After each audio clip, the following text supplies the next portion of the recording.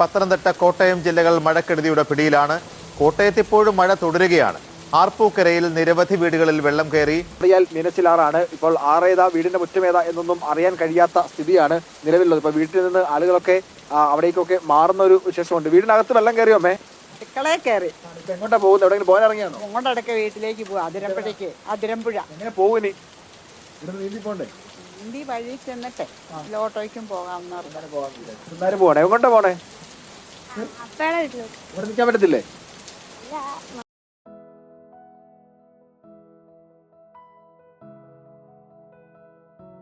Hello guys, അപ്പോൾ ഇതാണ് എൻ്റെ റൂമിൻ്റെ മൊത്തത്തിലുള്ള കോലം. അപ്പോൾ ഈ പാക്കിംഗ് എന്നൊക്കെ പറയുമ്പോൾ നിങ്ങൾ വിചാരിക്കും, ഓ ഇത്രയ്ക്ക് സിമ്പിളാണോ, എല്ലാം നല്ല ട്രോളി ബാഗിനുള്ള അടുക്കി പറക്കി ഇരിക്കുന്നുണ്ടല്ലോ എന്ന്.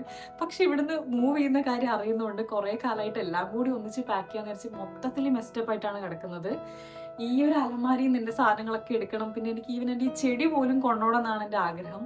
അപ്പോൾ ഇതെല്ലാം കൂടെ ഞാൻ എങ്ങനെ പാക്ക് ചെയ്തെടുക്കുമെന്ന് എനിക്കറിയില്ല. ഞാൻ ഇതൊരു ട്രെയിൻ ടിക്കറ്റും ബുക്ക് ചെയ്തിട്ടില്ല, കാരണം ഇതെല്ലാം കൂടെ പാക്ക് ചെയ്ത് ഇതെനിക്ക് കൊണ്ടുപോകാൻ പറ്റുമോ എന്ന് നോക്കി ഇതിൻ്റെ ക്വാണ്ടിറ്റി എത്രയാണെന്ന് മനസ്സിലാക്കിയാൽ മാത്രമേ നമുക്ക് നെക്സ്റ്റ് സ്റ്റെപ്പ് എന്താണ് എന്നുള്ളത് പ്ലാൻ ചെയ്യാൻ പറ്റുള്ളൂ. So there is no time to waste. Let's start packing.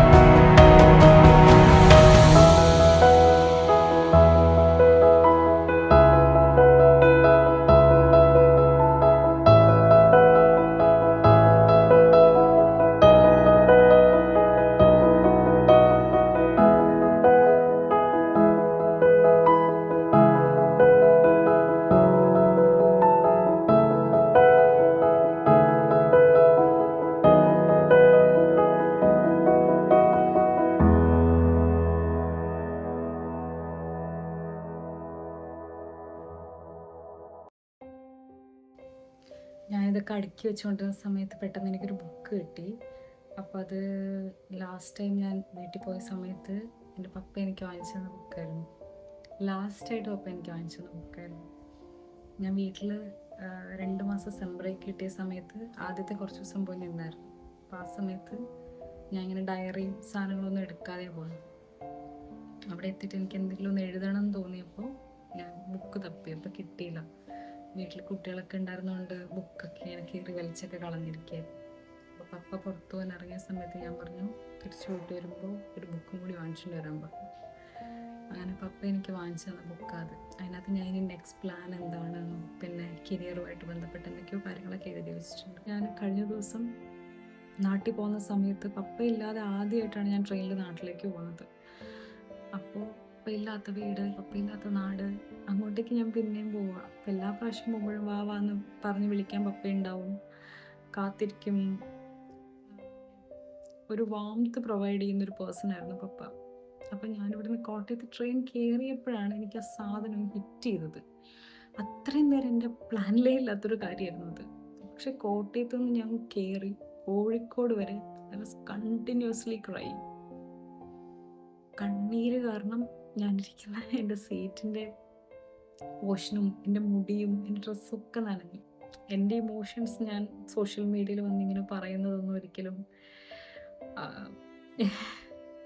എന്നെപ്പോലെ സഡൻ ഫാദറിനെ മിസ് ചെയ്ത ആൾക്കാർ ആരെങ്കിലും ഉണ്ടെങ്കിൽ മേ ബി ഇനി ഞാൻ ജീവിക്കുന്ന എൻ്റെ ജീവിതം അതിനോടുള്ളൊരു പോരാട്ടമായിരിക്കും, ആ ഇമോഷൻസുമായിട്ടുള്ള.